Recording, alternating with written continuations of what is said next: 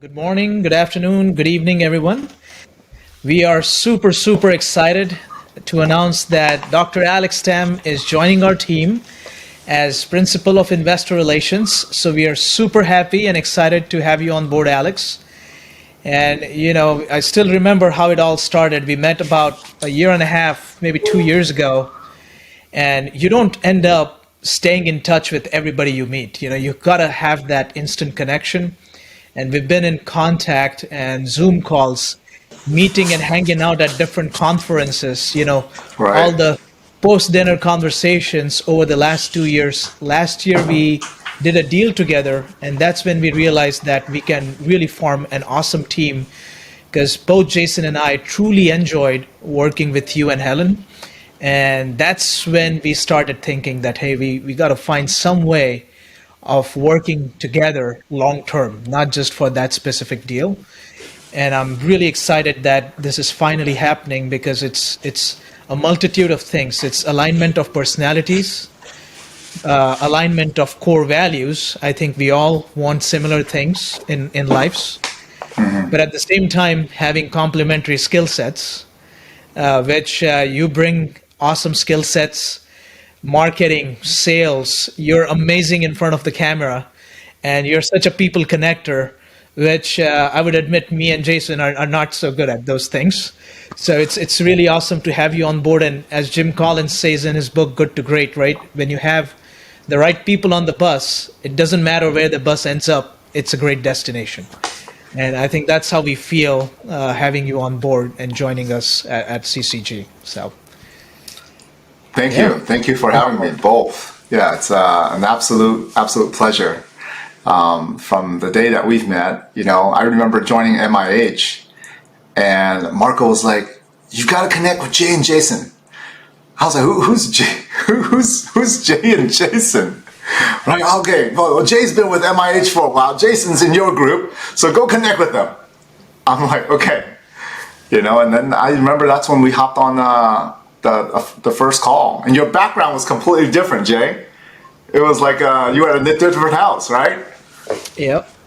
Yeah, completely different background, that's for sure. I like my background now. I mean, that background was still not too bad, but you couldn't get the smells out of the video camera. Otherwise, you know, house hacking, yeah, it's a compromise, but yeah. Right, So, right, but yeah, I mean, we are also extremely humbled that you decided to join us. This is something that we had been thinking for a long time. And one of the reasons that we had not really brought it up is because we didn't know where your head was at, right? And then we just had this amazing relationship over the course of not just knowing each other through real estate conversations, but also the deal that we did. I think it was a great test of how we work together and our working styles and what we all bring to the table individually, but also the meetup that we did recently, and then the Panavidra event last year. What we realized is we just enjoy hanging out with each other, even when we're not talking real estate, right? It's just right. talking about how we can improve our lives and how we can, really have a more fulfilled life and better family life, so on and so forth. And that's what I think truly for me, and I'm sure for Jason as well, that's what made us realize that this was a great partnership because it was not just about work. It was way more than work. It was truly about how we want to live our lives. So, Absolutely, Yeah. I absolutely. think I actually really enjoy the fact that this grew very organically because I mean Jay and I have been discussing for months that we would love to have you and Helen on board and try to play more of an active role, but we also didn't want to, put pressure on our collective friendship, right? Try to see if because I know you have a lot going on, we have a lot going on, so I think the fact that it just makes sense and again, I think that aspect of liking our partners, I think means a lot for us as well. Like we're at a point where we're not desperate for deals, we're not desperate for partners. So the fact that we can just wait and choose to partner with the people that we really trust and align with, I think shows kind of our progression and also makes me very happy because Jay and I have both have had experiences where we jumped into partnerships too early, or just based off a few calls, right? Just based off a few Zoom calls. But the fact that we've been in touch for, over a year now, every single time we go to an MIH event or a big industry event, we always just hang out. We just grab drinks or dinner and have a good time. And the fact that now we can formally start working together as professionals too, I think is super exciting. Hopefully we'll be able to blend a little bit of the fun and the hard work and do something great. Yeah, no, I'm looking forward to it.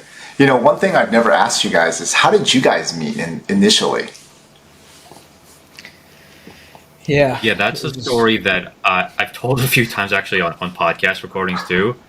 And what I always say is that, before Jay, I met with maybe a dozen people, and we had loosely decided to quote unquote work together, but I knew them for all of 30 minutes over one Zoom call. And those weren't even real partnerships, but they fell together for a variety of reasons. I barely knew these people. When I first met Jay, it was actually through Yosef. Yosef's the one that put us in touch because he thought that Jay and I would just get along. But I remember when I first got on the Zoom call with Jay, this had been after my failed partnership. So I told myself, I'm not going to set expectations. I'm just going to have a good time. I'm just going to get to know Jay. I'm not going to assume that we're going to be partners. I'm not going to try to ask him to be partners. So I kept it very, very casual. And I think that's what helped because I think we spent maybe 2 to 3 months just hopping on weekly Zoom calls.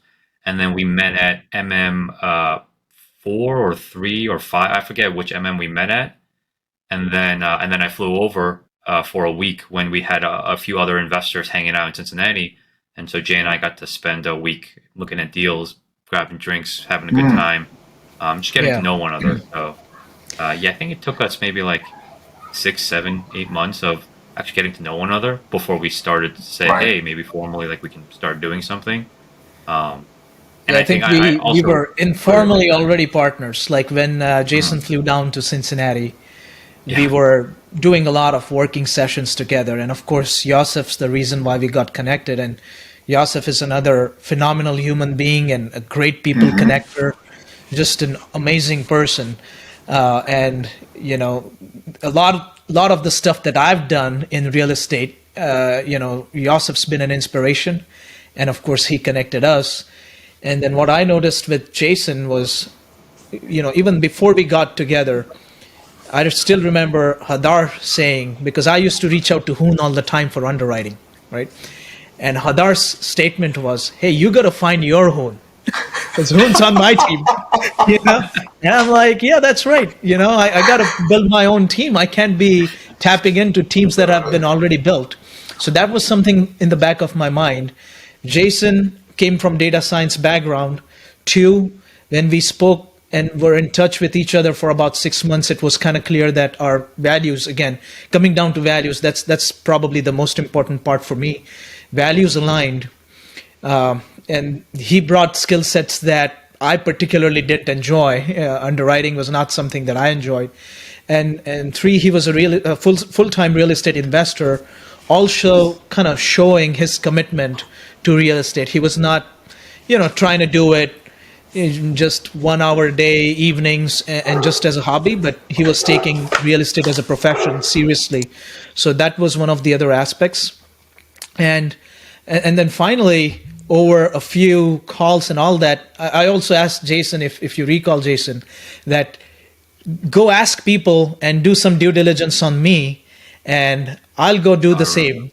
And, that way we are not we've got a good feeling. It's not really like an infatuation, but it's a well thought out decision where you do background research, you talk to other people who've known Jason or who've known Jay and see what they want to share about us, right? And if there are any red flags, maybe we take it slow. Maybe we take it even more, longer to get into a deal together. But ever since then, and of course, even now, when we discuss goals, priorities, or we are working on deals together, there are sometimes disagreements between us. And I'm sure between the 3 of us, there would be some disagreements because I'm usually the guy who wants to do all the 10 things. And then Jason's like, sure, but you got to pick top 3 because we can't make progress on all 10. And I'm like, no, we got to do this, we got to do that.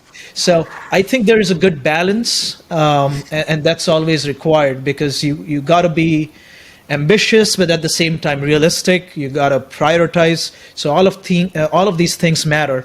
And I know you bring a lot of that 10x mindset yourself. So now Jason's got to probably herd up 2 cats. He's like, wait. You know what though? Like the fact that you're a big thinker, Jay, pushes us to do new things that I would personally never do. Like our event, which I think was a big success. Huge success. Will lead to a lot of great things. I was afraid of, and I would never have had the courage to put on an event myself, just because it's not something I even think of.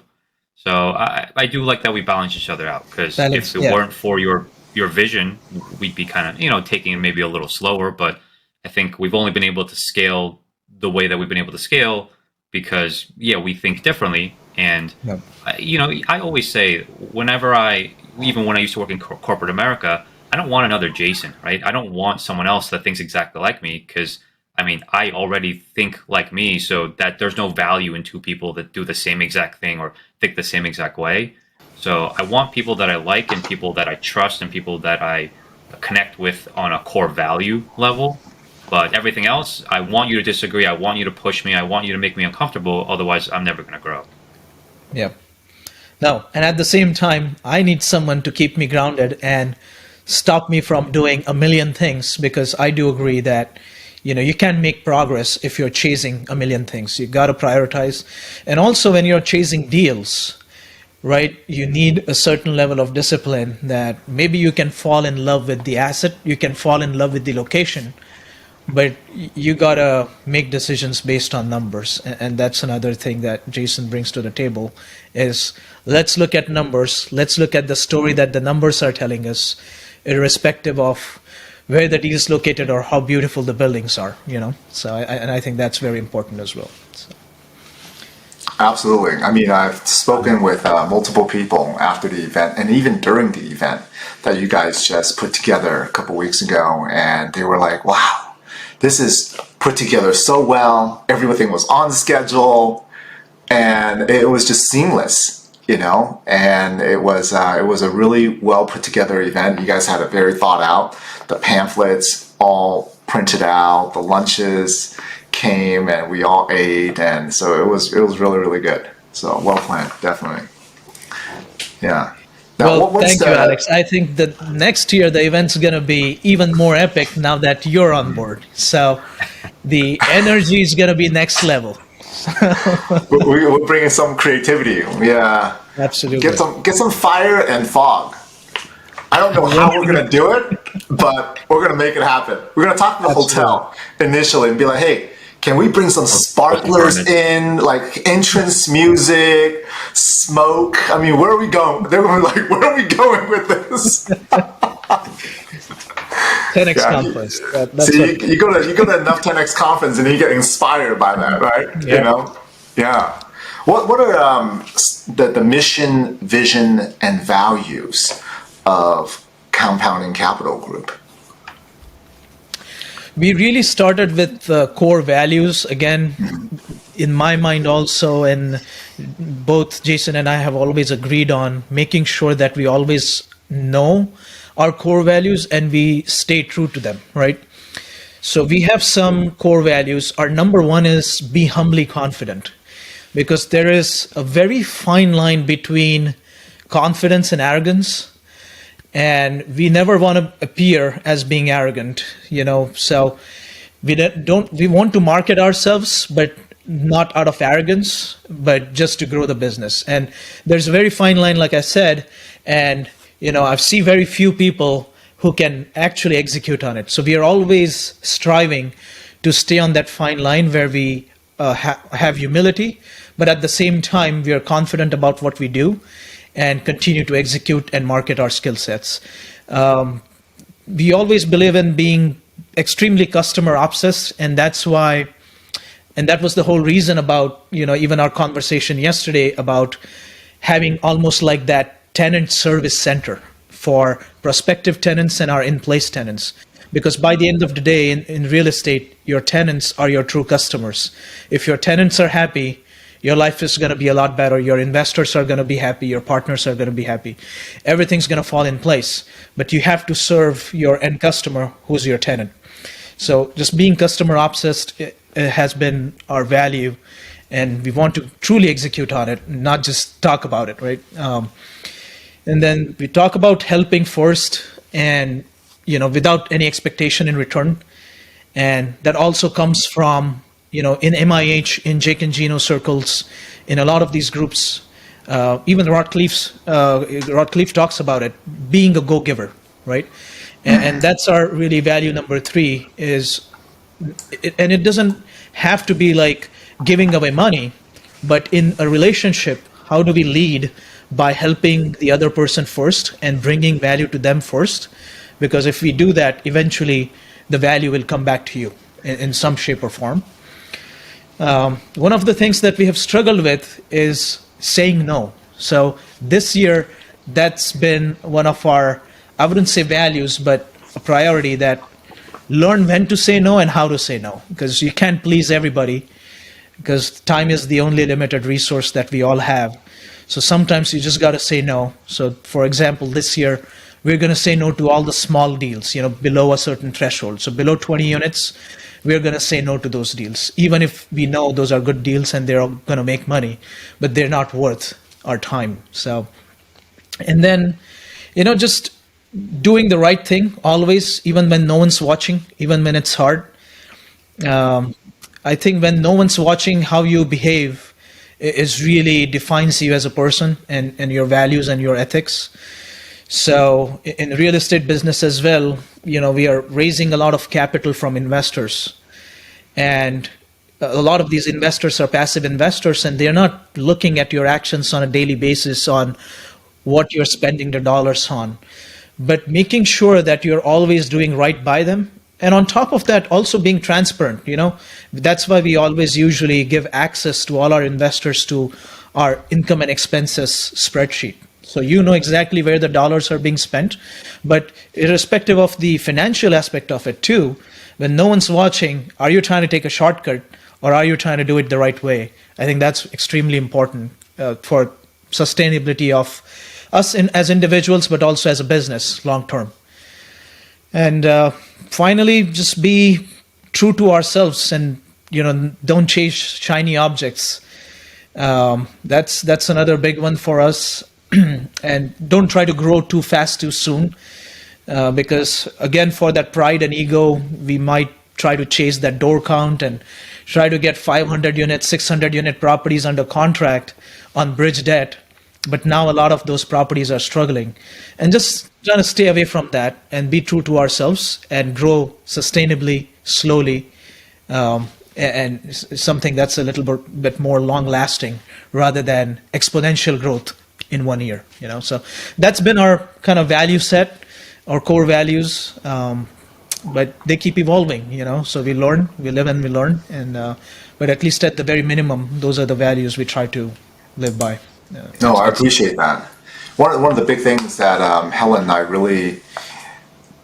really saw that appealed us to working with you guys, and for both of you, is always been, even though we've had just that one JV deal, we really love how you guys handle the calls and how transparent you are. You really take the detail to break everything down and open up the books for all the partners to see, like, hey, this is what we did, this is where it's at, this is how much is in the account, this is what's coming in, this is what went out.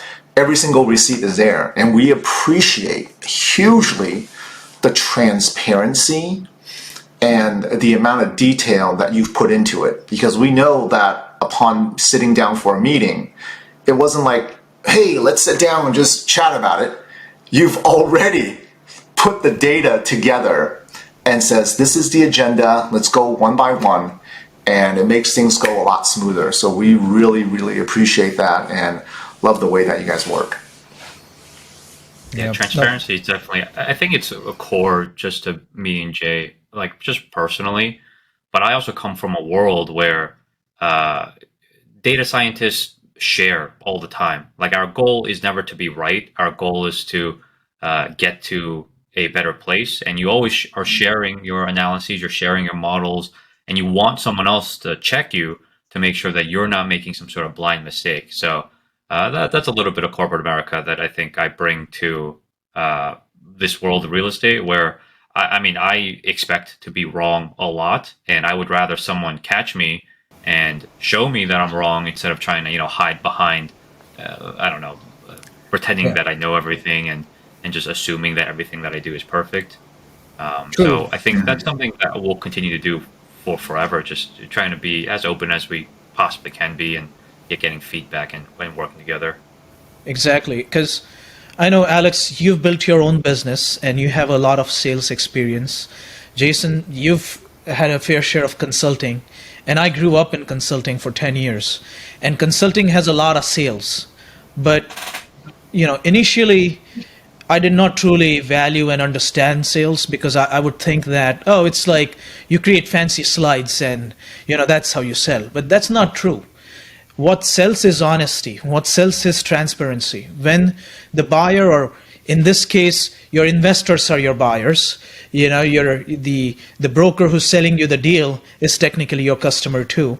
And it's all about building trust, right? When you build trust, only then people buy from you. And they keep coming back to you, customer referrals and things like that.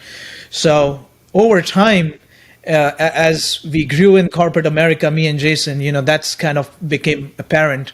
And same thing, I'm sure with you, Alex, as you've seen in your business, that repeat business only comes through not how good you are at presenting the facts and are you only highlighting the good things and hiding the bad things about a deal or how a transaction is going, but how open and honest and transparent you are with your customers, with your investors, and everybody appreciates that.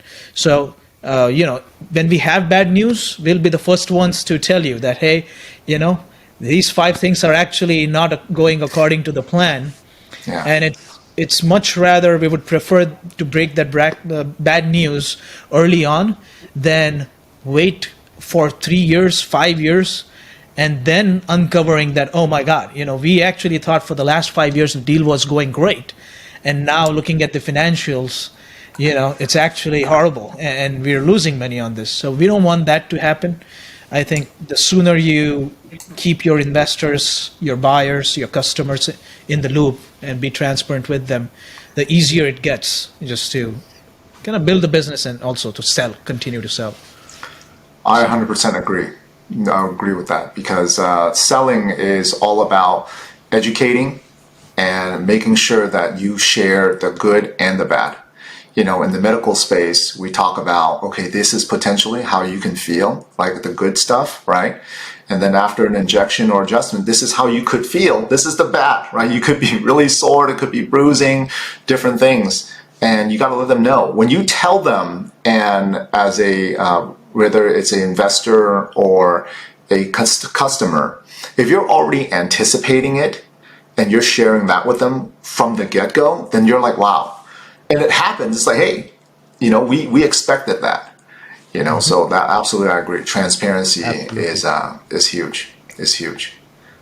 So Absolutely. where do you think like say 3 to 5 years, compounding capital group, where do you think it's going to be? What do you guys foresee? I feel like that's an Yeah. evolving conversation. Yeah. Uh, Jay and I talk about this, I think, like almost maybe every month or two, Yeah. and we have a lot of stuff that we want to do, but also a lot of stuff that we don't want to do. So I think it's really going to be about balancing uh, everything, not just our professional lives, but our personal lives, our health, and trying to get to a place where we're all happy. I think what we don't want to do is, I mean, again, this could change, right, in the future, but right now we don't want to be a $1 billion company. We don't want 500 employees. We don't want to be massive to the point where we have too many mouths to feed and then we just have another day job. Like being a CEO is still is a job that you have to manage and maintain. Our goal, I think, is to work really hard, but get to a point where we have financial and time freedom, where we can choose to do whatever we want and not necessarily have to grind like we are today. I know today has a lot of long hours and long nights, but hopefully it's short-term investment for long-term growth. So, I mean, we talk about bringing property management in-house. I mean, one of our goals was to try and bring a partner for investor relations and marketing, which is exactly the step that we're taking. But beyond some short-term goals, I think everything else is kind of, up for compromise and up for debate. We just know we don't want to be too big. We want to grow slowly. We want to maybe try to take down one larger deal this year, but also the deal landscape is kind of confusing. So we're kind of optimizing in real time as new information comes. Exactly. Awesome. Yeah. I think one key thing that Jason mentioned is evolving goals. And we purposely kept it that way rather than setting a door count goal, because it can become very dangerous. And when you have a 500,000 units by the end of the year goal, you may end up doing deals that are not very good deals just to get to your door count. So I think the whole idea is, I would say the goal is not to get too big. Yes, although both me and Jason agree that we don't want to become too big where it becomes unsustainable. I think sustainable growth, and that sustainable growth could be maybe 1,000 doors. That sustainable growth could take us to 2,000. And if it becomes a multi-generational business, right?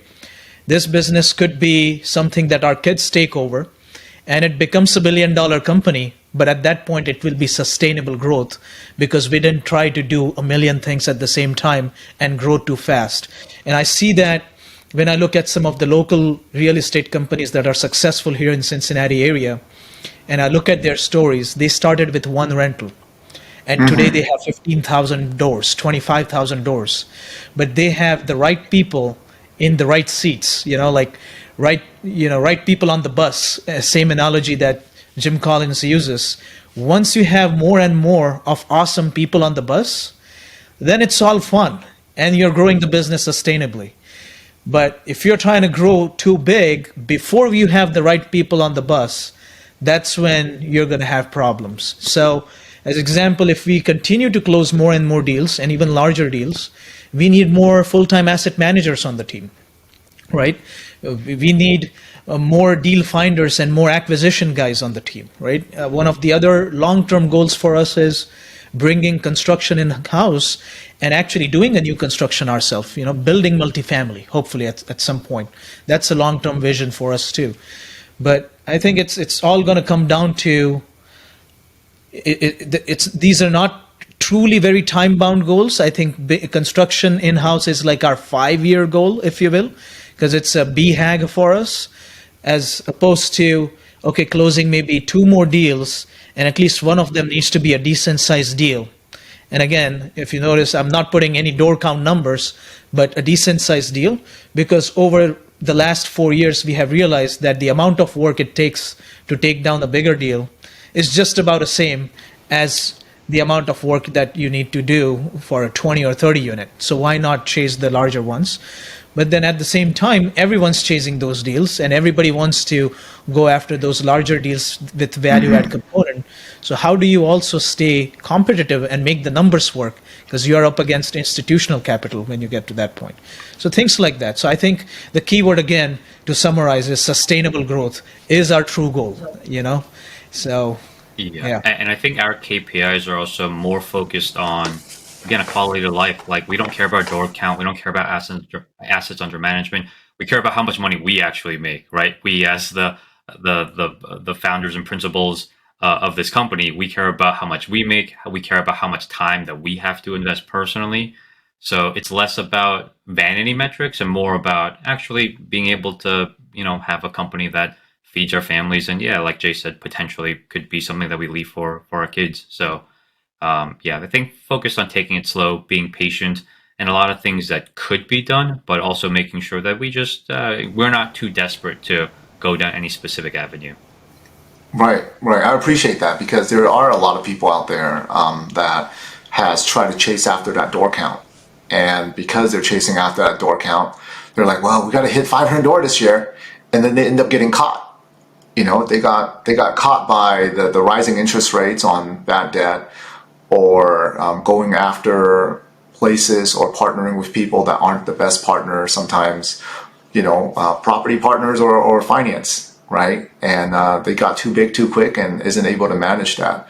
So I think I definitely appreciate that, and I believe our investors will appreciate that as well, because knowing that we're not just chasing anything, right, that's running around, that we are going to do our due diligence in making sure that not only is it a phenomenal property, but it's got a pencil out and it's going to make a lot of sense. So that's phenomenal. That's great. Absolutely. And I think one of the other, I would say, goals, I don't know if you can call it goal, but the goal is to continue to evolve and learn. Because I think as a business, if we have to survive, we got to continue to educate ourselves, and we can never get into a zone where we think we know everything about real estate now. We know we're the best operators out there, or we know everything about multifamily. But just continuously learning the technical side of things, but also continuously improving our mindset and continue to, I guess, find more and more mentors, right? So our journey so far has been immensely impacted by contributions from Marco, Hadar, Vinny Chopra. He truly got me started and inspired. And MIH completely changed our lives, all three of us. So continue to find people who have done this before us, because if we can learn from them, then we can save a lot of our own mistakes. Because sure, it's great to learn from mistakes, but it's even better if you can learn from other people's mistakes, So, and that's what mentors do. They've made some mistakes before us, and they're out there teaching you what not to do and what to do. So I think just that constant learning and finding more and more mentors is really one of the other big goals that we have, so. Absolutely, 100% agree. So learning's always got to be something we continuously do, right? Whether it's on the medical side, the marketing side, it's something I put my VAs through classes on a regular basis, so that they can keep up with all the new things. So I completely agree with that. Absolutely. Great.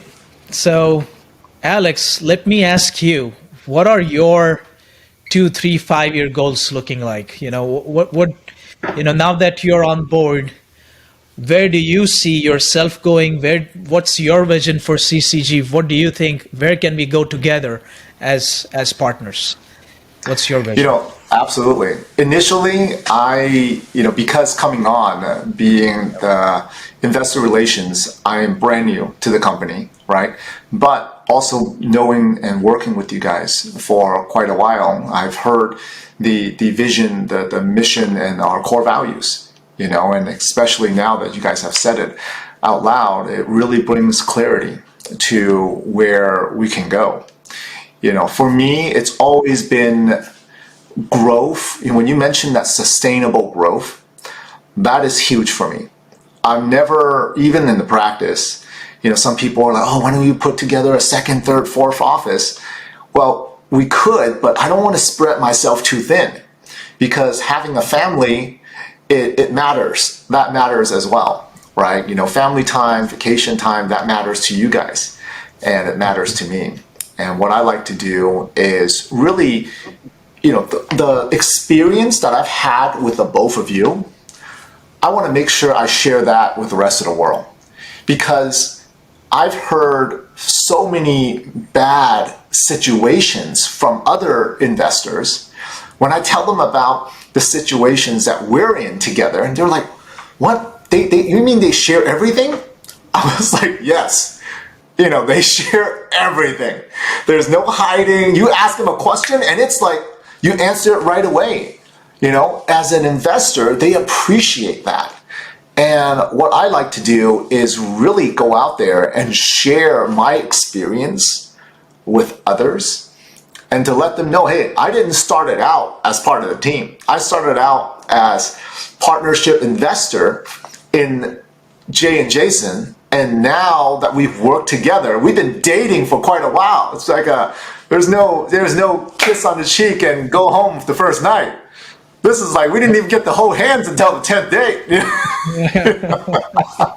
So I really want to share that with others and help the team grow, however I can, bringing the marketing aspect of it, the educational aspect, right? And really educate our investors about what's and why we do what we do, and to make sure that we're a good fit for each other.